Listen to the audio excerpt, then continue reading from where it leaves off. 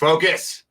Focus up. I'm talking to you, the judge. Thanks for being a great participant panelist on Decades, another show on the NGBN.TV network. Welcome to episode, 41. My name is Chris Rubio. I'll be your host of the Rubio Method. We're going to have about 4 or 5 segments. It's going to be great. We're going to have the intro, Minute with Monahan. I'm going to answer some email questions. We're going to have a great interview with Scott Jagodzinski. Scott Jags. I knew I was going to mess it up, and I had it before. I always do that. And then we're going to have the bottom line, but also squeezed in there for my favorite Irishman. We're going to have a little talk about another planet. But what's on store for right now? Here we go. Maintaining mental wellness in the fall. Explanation of the jinglings behind me. If I had to work with my hands, my favorite vacation spots. A new planet with aliens. Playing in a band. I am legend. Becoming harder to be killed. All that and much, much more on today's episode of the Rubio Method. Chastity, I'm out.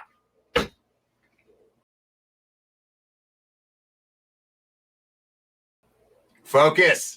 Focus up. I'm talking to you, Dale, out in Harrison, Idaho. I'm sure you're not watching this, but I'm going to make sure I send you a clip. Thanks for all that you do up in Harrison. For everyone around the community, you are a legend, my man, even if you don't want to admit it. Welcome back. If you noticed, last segment, I closed out with Chastity, I'm out. Who is Chastity? Chastity is our new director, producer. I don't know what she's doing. She's doing something back there, basically taking over for Christian right now, and I'm going to get Christian back on the show in a couple of weeks. So her name is Chastity. You're doing a great job so far. Of course, it's only been about 2 minutes. But if you don't know why I'm saying her name is Chastity, figure it out. Let's go right now to the great Minute with Monahan. Hello. Yes, today we've got an awesome Minute with Monahan for you today. We're heading into my favorite season of all time. It's fall. We're talking football. We're talking beer. We're talking nice weather. All my favorite things. I love fall beers. They are so delicious. But I wanted to hop on. The Minute with Monahan today is 2 ways that you can help maintain your mental health during this fall. Because we know with the time going forward, it gets a little depressing. Ooh, the sun's not out as much. Hey, we don't like that. But here's 2 tips to help you have great mental health for this fall. Number 1, as I mentioned, with the clocks moving forward and the sun going down earlier, it can be a little depressing waking up and it's dark and then you go home and it's dark. So this fall, what I want you to do is prioritize getting out during the day to get that good sunlight in, let that vitamin D kind of get to you, breathe that fresh, cool air, and get outside and enjoy all that sunlight. And the other thing too is if you're one of those people that kind of struggles with seasonal depression, get one of those lights. I can't remember off the top of my head the name, but there's plenty of them. They're like sunlight lights that you can put on your desk. I've talked about them before. Get those. They're really helpful, especially during the day. And the second thing is I kind of hit it on the first one, but number 2 is go outside. Don't sacrifice your exercise outside just because it gets a little bit cooler out. Put on a sweater, put on sweats, go outside, go run, do those same activities that you did all summer long.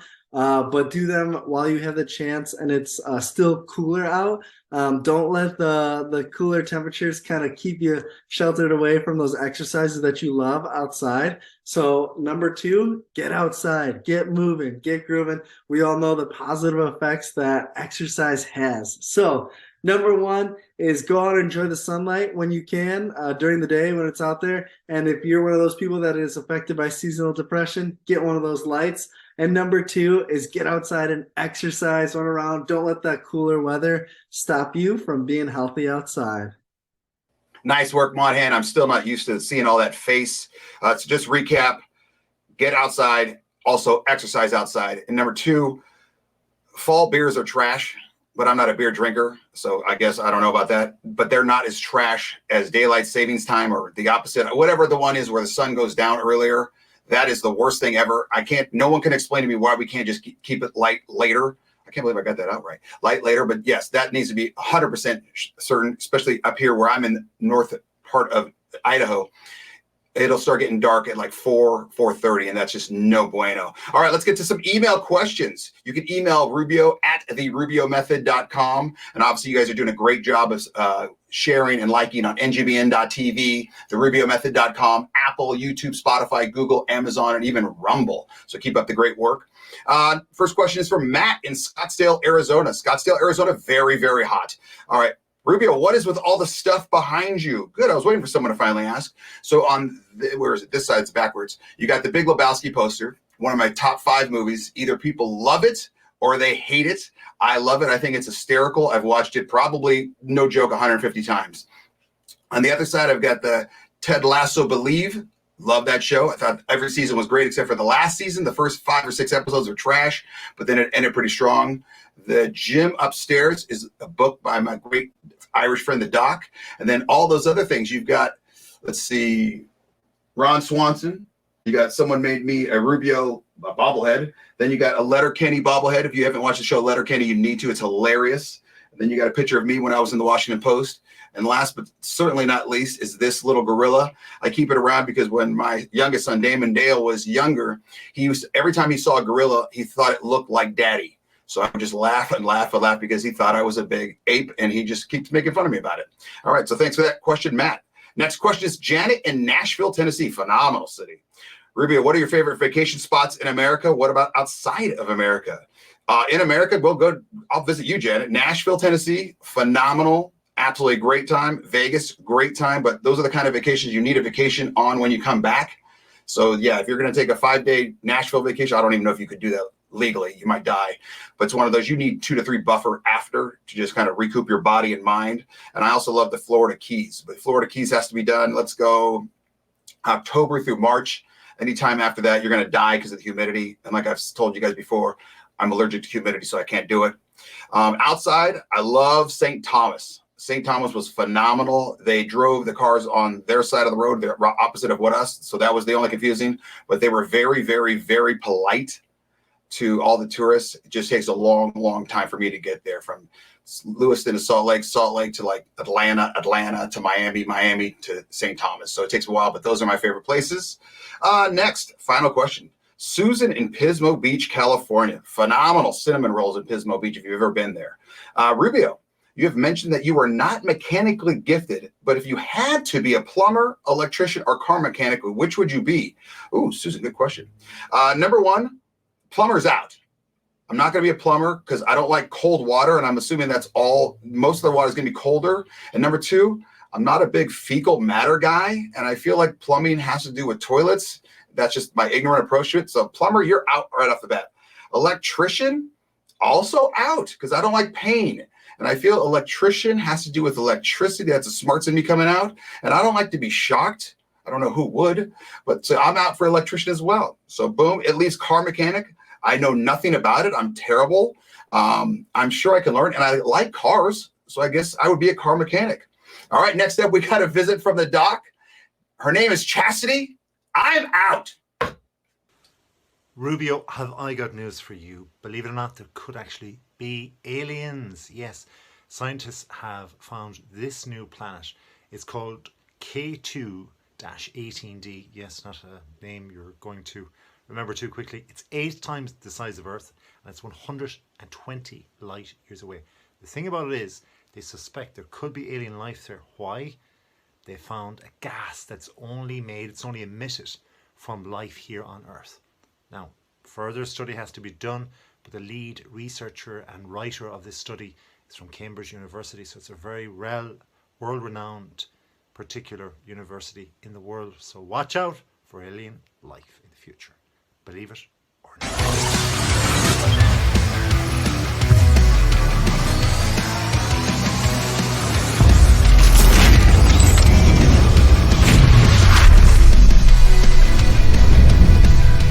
Interesting. Who is our guest? Scott Jagodzinski. I have it written out vernacularly, whatever. He is the founder of Argent Alpha. His motto is making men over 50 harder to kill. I love that. Co-founder and chairman of Alchemy. He's very healthy physically, mentally, and has a lot of common sense. I write that because not a lot of people have a lot of common sense these days. Scott Jagodzinski, what is up, my man? Thanks for having me, man. Looking forward to it. It's going to be a good time. Okay, number 1, quick hitters. I got 3 of them for you. Okay. What is your thought on what the doc just said about this other planet and aliens? Well, it's funny. I'm watching this show on Apple TV called Invasion. And Yes, I'm watching it as well. Okay, yeah, I love that whole end of the world alien crazy stuff. And so I'm probably more inclined to say I'm a believer, although 120 million light years away, gas, yeah, interesting, but need more information before I buy into it. But interesting. Exactly what I was thinking, Scott. I'm like, yeah, okay, I get it. There's no way the solar system is this big and there's not some other dude out there wearing a yellow sweatshirt doing an interview. But how do you even measure gas from 128 million years ago? I mean, you can't even measure gas when someone farts in a room 3 doors down. I mean, I don't even understand how that even works. So you and I are on the same page. I know. I'd have to put that into Chat GPT to get an answer. I have no clue. No clue. Yeah, well, her name's Chastity. You don't need to find that one out. Number 2, Scott, you are into some kind of weird, almost folksy bands. If you were in a band, would you be the singer or would you play an instrument? You know what? It's funny. I just saw a Band of Horses on Monday, and I'm driving up the Flagstaff right after this show to see Sunvolt. And when I look at those bands, I go, as much as I'd like to be the lead singer, there's something about when I look at the bass players, they look like they're having the most fun of anybody in the band. Okay, Scott, we might have to do a DNA test because even though we do not look alike, you and I are very, very similar. We like end of the world movies, alien type stuff. And I said on this show several times that number 1, I'm the world's greatest air bass player. Okay. But if I was in a band, I would 1 billion% be the bass player because they're the person that just does not give 2 craps. They're almost pissed off they even have to be there. So, wow, this is okay. So you and I are simpatico on that. And number 3, we both love the movie I Am Legend. But in the movie, they don't really clarify it. How long do you think it was from all hell breaking loose to the scene where he's like chasing the deer with his Mustang? And then how long do you think you would last out there? Well, first question, it has to be at least 1 year, maybe more, because of the growth. I think it was set in New York City. When you look at the cars and the cracked concrete and the growth of the grass and all that kind of crap, and wildlife change too. So at least a year, maybe longer. And by the way, I used to travel to New York City once a month minimum for 4 years. And so I love going to that town and that scene. I know exactly where those houses are that he lived. I think it's right on Washington Square Park. And I love that part of town. I usually stay in Midtown and I'd walk down to the Lower East Side and I'd sometimes go through that area. So I'm going to go with a year plus. And second question, remind me again, what was the second part of that? How long would you be able to survive? Would you be like that dude? Well, I'd survive longer today than I would have 3 years ago. Okay. But I'm still not through my whole harder to kill list. So, man, I'm not very mechanical. You got to be handy with your hands. Yeah, he was handy. And you got to be a MacGyver, man. I mean, MacGyver would crush it in I Am Legend. I mean, he'd beat everybody out. So I would have to go to MacGyver school to increase my odds of doing well. So I'm going to give myself probably again a season to figure it out, and then we'll see what happens. Yeah. If you'd have to do one season. And New York is not exactly a warm climate place. I mean, getting through the winter would be rough. But yeah, MacGyver, he could make like a bomb out of like a dentine wrapper and an eye patch. So I mean, it was one of those things that he'd be great. And just give him a magnifying glass, and he's got a heat source for the winter, and we're good to go. All right, Scott, let's get to the meat and the potatoes. What is Argent Alpha? Explain to me. So Argent Alpha is a community of men over 50 who are coming together, typically with the goal of, most guys come in because they want to improve their body comp, their physical health, their fitness. That's what gets most guys. And that stat correlates with the fact that 75+% of men in the U.S. are overweight or obese. And and it's going to be 80% by 2030. So it ain't getting better.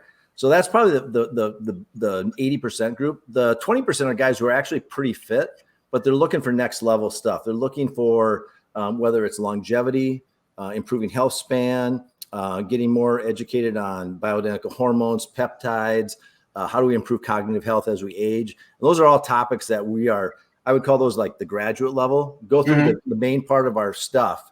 And that's like the undergrad. And then we're moving on to the next level of things. So it's really guys looking to get better. And I think what resonates with some guys is, they've done well in their careers, and I'll joke like, hey, their balance sheets are up here, but their waistlines are way out here. And like how you do anything is how you do everything. So hey, let's level up the health. And that's where they come. So the hook is typically fitness, but that's not what keeps them. It's a mindset shift that really gets things going. Okay, so how do people get started? Like, I'm a dude. I'm not 50 yet. Okay, I'm not exactly petite. I wouldn't say I'm a slob, but I mean, how do people get started? What's your bit of advice to that? Well, I mean, started with my program, or if they want to do something today on their own. Well, yes. Okay. I'll tell you. So you don't have to join Argent Alpha to do this. Here's some three actionable things you can do today. One, I recommend this book to everybody. Be Your Future Self Now by, let me put that up there, Dr. Benjamin Hardy. So the whole idea behind this book is you're on a journey, and the problem is in your life, you don't have a destination. You're living by default. So create your future self, design who you want to be. So that's step number one. And this book gets into how to do that, some of the obstacles to anticipate, things to plan for. And then we all have standards in life, whether we know it or not. They're typically default standards. And so the big trick is turning them into design standards. So we focus on 5 standards: mindset, sleep, nutrition, fitness, and hydration. Set standards in those areas. So we give guidance on that. So I'll give you an example on hydration. Literally every guy who comes into this thing is dehydrated. And so the guidance we give guys is whatever you weigh. So let's say you weigh 200 pounds, drink half that in ounces. So 200-pound guy, drink 100 ounces of water per day. Minimum. That's a lot. Minimum. So I'm drinking 70%. So I weigh 205. I'm drinking 140 ounces plus to offset workouts. I live in Phoenix in the desert. You know, I sweat like pine, goes chopping wood half the time. So it's like I got to drink more water. So that's number one. And so part of this whole method is you need to really get good at doing things you're not comfortable with. So get comfortable being uncomfortable.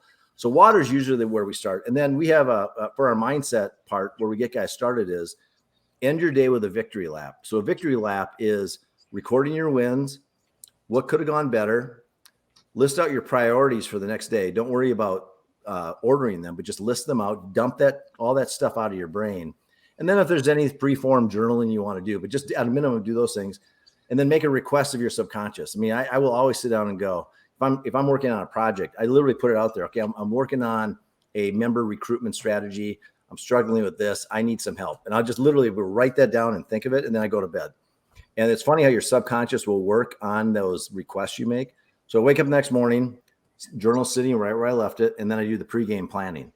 So we used to call these evening routines and morning routines, but those words didn't really inspire me.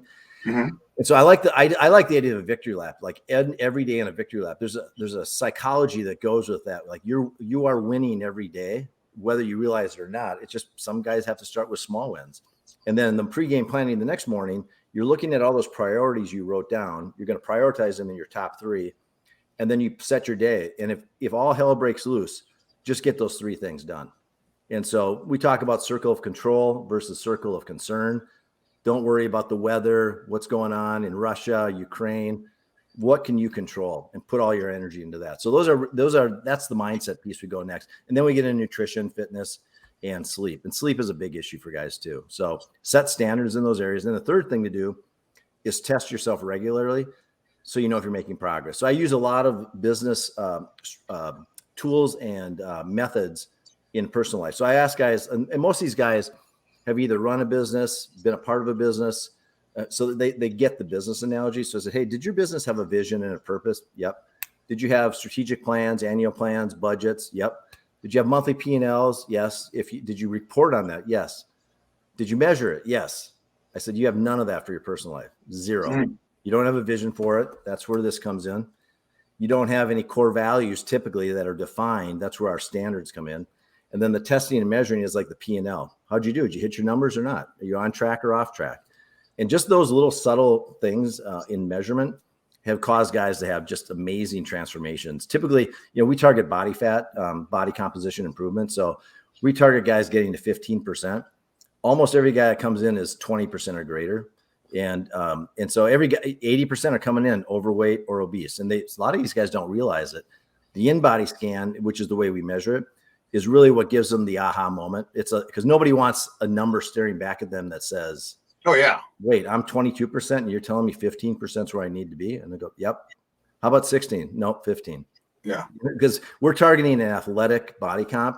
And this is part of like holding ourselves to a higher standard as men over 50 who says you have to slow down? Who says you shouldn't do these things? And so a lot of this is shattering limiting beliefs that a lot of men over 50, and I'd say actually men over 20 have a lot of these limiting beliefs. But, I work with the guys like me, and someday you. Yeah. Well, that was a lot, and that was fantastic. Okay, I want to go back because I had a question earlier, but you were rolling, and I wanted you to keep rolling. The victory lap, I absolutely love that. What if you're having a really, really bad day? Have you ever had one of those where you're looking at the victory lap and you're like, can it be something as easy as, well, I woke up today on the right side of the dirt? 100%, man. It's like we all have had those days where, but if you just say, I got to get my mind shifted to what went right. And if that was just, I made my bed this morning, then write that down. But the thing is, when you do that, you go, well, I made the bed. I got to the meeting on time. I didn't show up late. And we use this tagline, something's greater than nothing. And so put points on the board. And I use the analogy of Michael Jordan. Jordan never went scoreless. Even with the Wizards, I think he had 2 games where he was held to 2 points, but he still put 2 points on the board. And so I'll tell guys like, hey, let's just say you've got to wake up at 6, catch a flight, work all day, business dinner, steak, wine, bourbon, all the shit we've all had before. Sorry, can you swear on this show? Yeah, man, you do what you want. You'll edit it out. And I'll say, hey, and I didn't hit my workout. I'll say, hey, was there a chance to do 1 push-up for the day? Of course, the answer. So that's a point, man, right? You put something on the stat sheet. And so could you make 1 different choice at dinner? Could you go with the leaner filet versus the ribeye?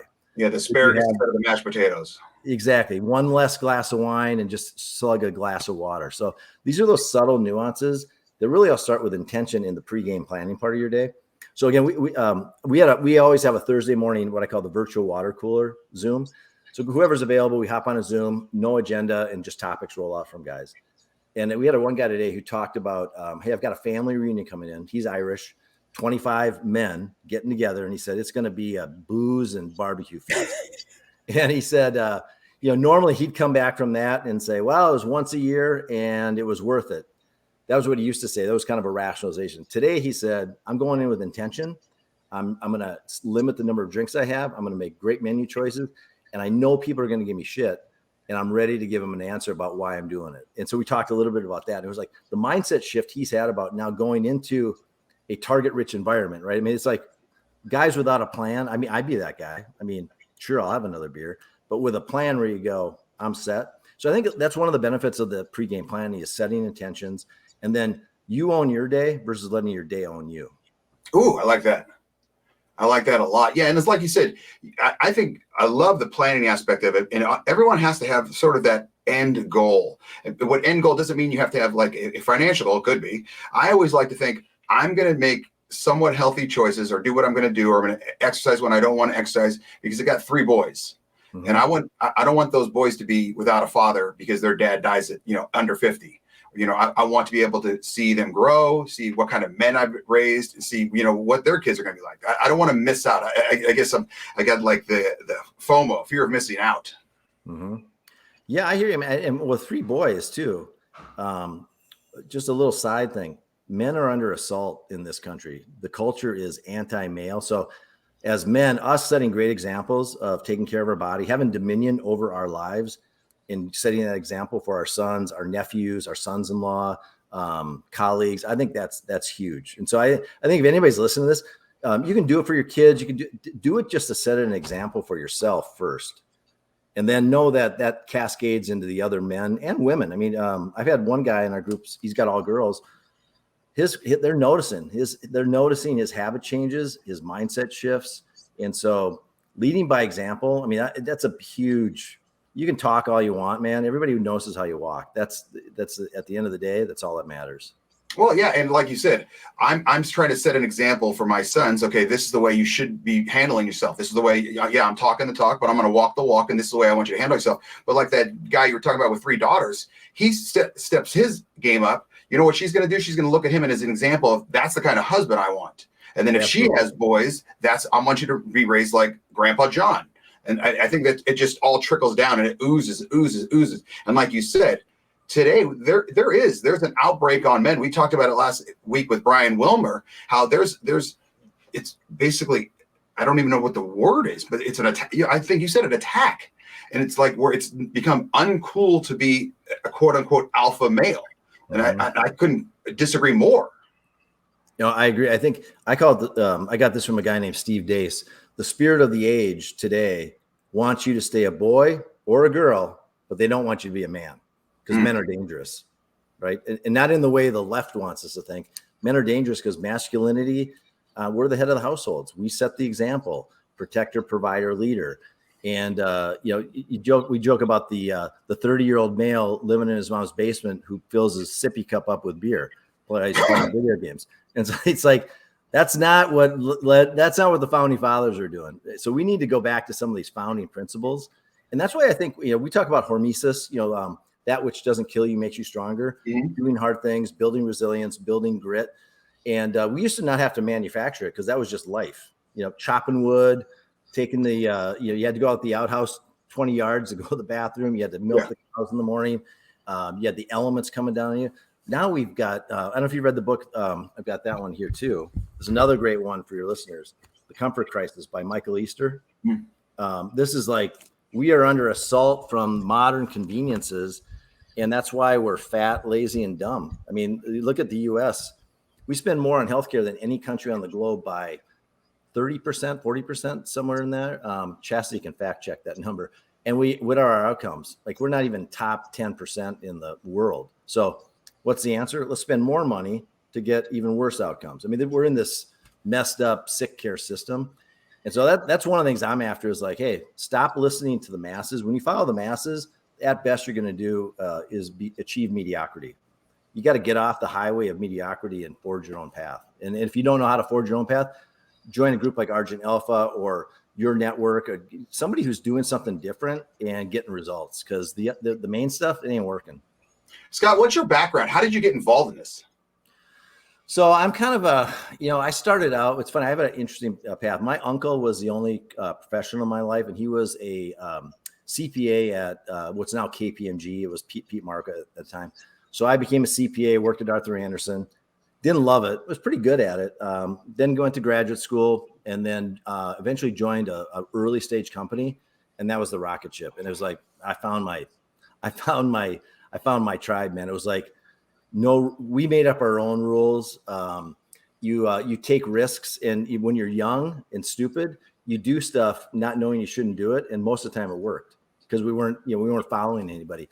So we grew that business, had a 9-figure exit to a publicly traded company at, my mid 30s. And since then, and we had a bunch of other companies that we grew and acquired underneath that. So I've been a serial entrepreneur now for, I kind of hate that term because it's a little bit overused, but I either have primarily written my own paychecks or lived off of investments based on, betting on the come versus working for the man. And there's nothing wrong with working for the man if you've got the right reasons to do it. Yeah. So, but I just, I'm not right now, I'm chronically unemployable. There's just no way anybody would hear me. So anyway, but how I started Argent Alpha was a couple different data points. My wife read the books, a couple of books by Suzanne Summers about 14 years ago, changed her life. She was able to just really not hit menopause, not go through the cliff that women go through. And she performs great, looks great, feels great. I'm like, what is this about? And a friend of mine got into a similar program. So I learned about that, got me into like the whole world of longevity, bioidentical hormones, eventually peptides, and just all the things that go into improving health span. And health span is how well you live. Lifespan is how long you live. Oh, I like that. And there's usually a big gap starting at about age 60 where the decline starts. And so one of our goals in Argent Alpha, one of the definitions of being harder to kill is make your health span equal to your lifespan. So just live and then expire with no decline. That's one of our goals. I love that. Yeah. So that was one thing. And then I got into CrossFit when I turned 50. And I was able to achieve some things at 50 that, I broke through some limiting beliefs. I got muscle ups on the rings at age 50. And it was like, if I got that, what else am I selling myself short on? So that helped me like blow off some limiting beliefs. And then on the negative side, my right knee's bone on bone. It never really bothered me until 2019. I could not bend enough to ride a bike. I was in chronic pain. I had literally had thoughts of like, I wonder what amputation would be like. Would that be literally irrational thoughts? It was that much pain. 3 orthopedic docs all say knee replacement. And I just had this little voice in my head saying, I don't think that's the answer. And this goes back to that don't follow the masses. So I went on this journey of about a year trying prolotherapy, prolozone, PRP, anti-inflammatory diet, met a new doc who's a physical therapist.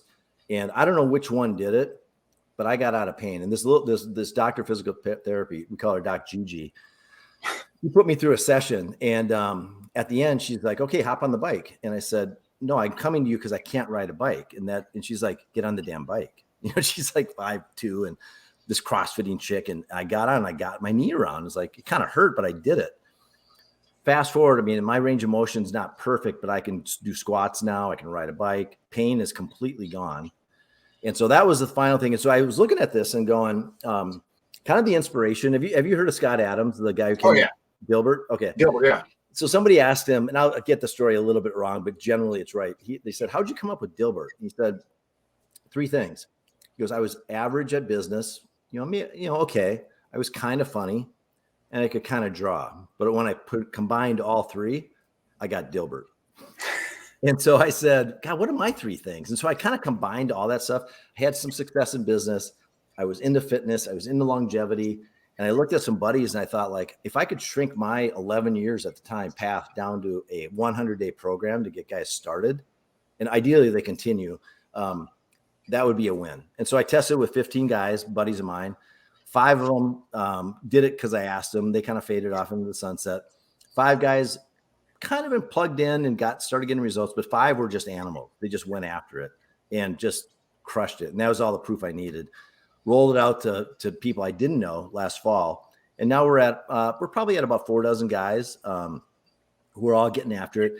And I'm still working through the business model of how do I make this, I get the feedback regularly, like we're drinking from a fire hose. And so I'm trying to get it to drinking from a garden hose is what I joke about. And so we're making some improvements. But man, some of the testimonies I get from guys, when they say you're changing lives, for me, probably the most rewarding business I've been involved with. Alchemy 365 is another one where when you get testimonies from your members about how you change their lives, it's like, there's nothing better, man. It's like, I had great business experience and career, but we weren't changing people's lives necessarily. I mean, this is the thing. So That's awesome. Where can people find out about Argent Alpha? How can they get involved? Argentalpha.com, ARGENT alpha.com. Check that out. I post on LinkedIn pretty much every day.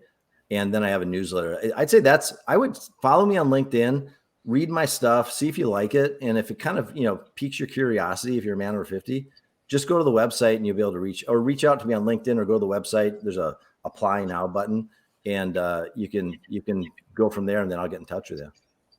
Scott, this was phenomenal. We've been talking for 30 minutes, basically. It felt like 2 minutes, but we could keep going for another 6 hours. You and I are definitely going to keep talking because we're just basically the same person. I'm just 15 shades darker, but and you have better hair than I do. But Scott, this was absolutely fantastic. I really appreciate you coming on. Hey, Ruby, I appreciate it. It's been great to get to know you. I love your style, love your show, and I just appreciate the opportunity to talk to you and your audience today. So thanks for having me.